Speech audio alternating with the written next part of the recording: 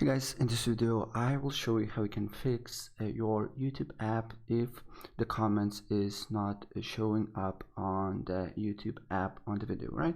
It's really fast and easy, and let me show how. So first open the YouTube app, and then the first thing we need to do here, you need to press on your profile icon on the top right corner, and then you need to press on settings on the bottom, then go on general and make sure restricted mode is toggled off.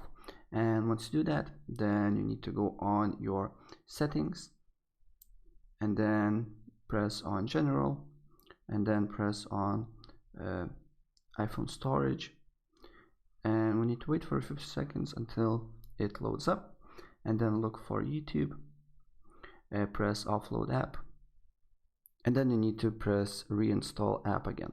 And once you do that, then open the app and click on the video, and YouTube comments should appear, right? So guys, that's pretty much it. If I help you out, please press like button and subscribe for more. Take care. Bye.